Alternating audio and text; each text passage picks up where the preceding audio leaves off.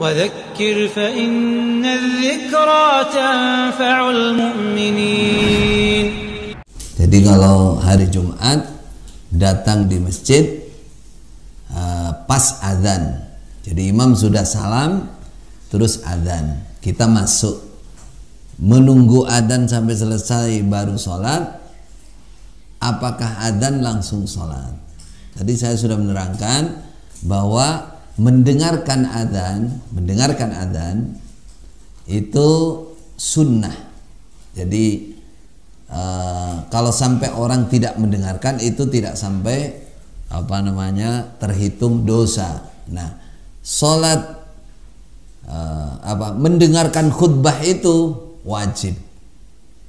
Mendengarkan khutbah itu wajib.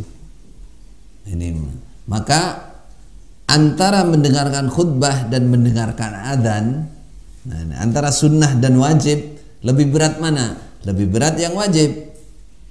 Maka adzan pun langsung kata para ulama, termasuk fatwa dari ulama Haramain juga sama. Maka masuk adzan, sholat aja tahiyatul masjid, baru mendengarkan khutbah. Kalau datangnya sudah khutbah, maka tahiyatul masjid tetap dimenangkan, mengalahkan khutbah. Karena apa? Karena itu penghormatan kepada masjid, sunnah muakkadah, dan itu tidak termasuk lahan. Karena itu sedang yunaji rabbah, orang sholat itu sedang berdialog dengan Allah, bukan berdialog dengan manusia, tidak termasuk lahan. Dan itu contoh hadisnya dari Rasulullah tadi, qum fasalli rakaatain, dirilah lagi kamu salat 2 rakaat. Tayyib.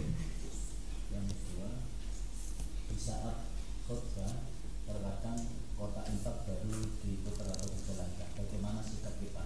Apakah itu termasuk orang yang lahan di waktu Jumat? Ketika khutbah kotak amal berjalan. Kotak amal berjalan. Ini jelas perlu diingatkan takmir masjidnya bahwa ini menyalahi sunnah. Menyalahi sunnah, diingatkan menyalahi sunnah. Kalau masalah lahannya, ini kan gerakan, jika tidak mengganggu terhadap perhatian khutbah, mudah-mudahan ini tidak termasuk lahan.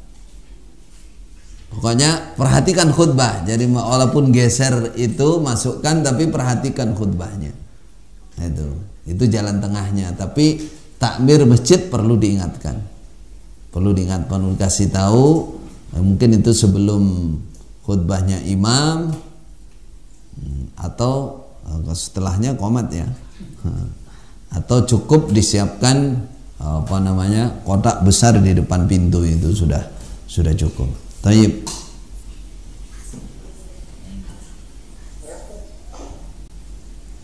Nah, kita kajian di masjid, apakah sebaiknya kita tetap mengutamakan tahiyatul masjid atau langsung ikut kajian?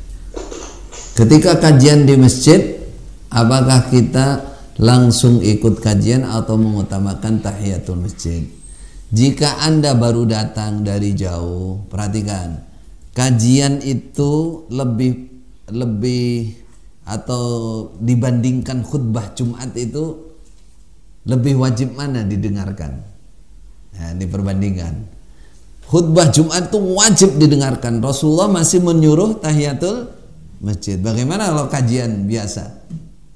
Nah, jadi kalau baru datang dari tempat jauh atau ada masjid, maka tahiyatul masjid dulu. Tahiyatul masjid, sholat. Insya Allah ustadznya ngerti, apalagi ustadz sunnah paham masalah itu. Kecuali kalau Anda ya sudah datang tahiyatul masjid, habis itu ke kamar mandi atau keluar sebentar, nah itu nggak ada masalah, nggak perlu tahiyatul masjid. Yang pertama kali datang itu lebih dipentingkan tahiyatul masjid. Nah,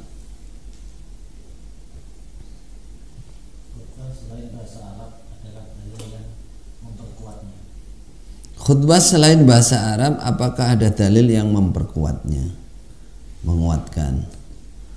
Kalau dalil sunnah atau hadis marfu dari Nabi, misalkan khutbah boleh bahasa apa saja, tidak ada. Tapi para ulama sudah membahas masalah itu.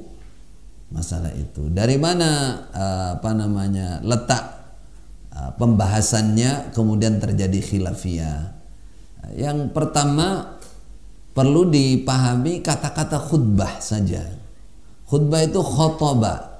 Asal kata dari khotobah, berbicara, membicarai orang, menasehati orang. Maka para ulama membahas, kalau ada orang ngomong gak dipahami oleh yang mendengar, apakah itu nasihat? Apakah itu khutbah? Yaitu dengan secara bahasa saja sudah menyalahi. Itu. Jadi, tapi di sini memang terjadi khilafiyah, ya. Ada yang intinya diantaranya adalah ketika memang para makmum tidak paham sama sekali, ya, di sini terjadi perselisihan. Yang mengatakan maka wajib bahasanya para makmum. Ada yang agak ringan, umpama tidak apa-apa, tapi sudah gugur kewajiban. Cuman hikmah dari khutbah tidak dapat. Dari secara bahasanya khutbah itu menasihati orang. Yang dinasihati nggak paham. Nah, maka khilafiyah dari para ulama ini kalau kita simpulkan lebih kuat mempertahankan bahasa khutbah itu nasihat. Dan Rasulullah tidak membatasi bahasa. Yang penting nasihat. Maka dalam faedah khutbah sudah apa belum ya? Belum kayaknya. Atau sudah kemarin pertemuan yang lalu. Faedah khutbah itu adalah memberikan nasihat, memberikan semangat supaya orang lebih takwa lagi. Kalau orang nggak paham bahasanya, hikmah dari khutbahnya nggak tersampaikan. Tujuan utama dari khutbahnya tidak tersampaikan. Maka pendapat yang paling kuat, ketika seseorang tidak ada yang paham bahasa Arab sama sekali, maka harus mengikuti bahasa mereka. Kalau semua paham bahasa Arab, maka para ulama juga mengatakan harus bahasa Arab, gak boleh diganti. Harus diganti. Itulah kurang lebihnya masalah khutbah. Nah,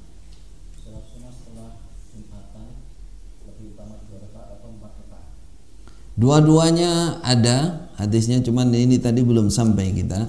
Jadi yang 2 rakaat hadisnya Ibnu Umar. Jadi Ibnu Umar menyatakan annahu sallallahu alaihi kana shalla ba'dal jum'ati raka'atain fi baitih. Atau kama qala Ibnu Umar.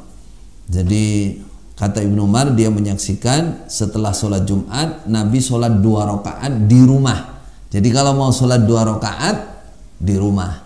Tapi kalau mau sholat 4 di masjid. Sholli arba'an ba'dal jum'ah. Insyaallah dalam pertemuan berikutnya nanti. Sholatlah setelah Jumatan 4 rakaat. Jadi kalau mau sholat di masjid 4 rakaat, sunnahnya begitu. Kalau sholat di rumah 2 rakaat.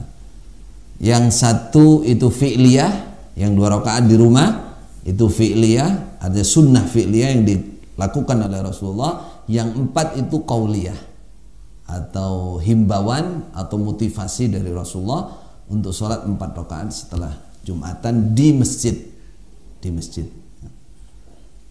Keutamaannya dua-duanya insyaallah sunnah Nabi, jadi semua ada keutamaannya. Taib.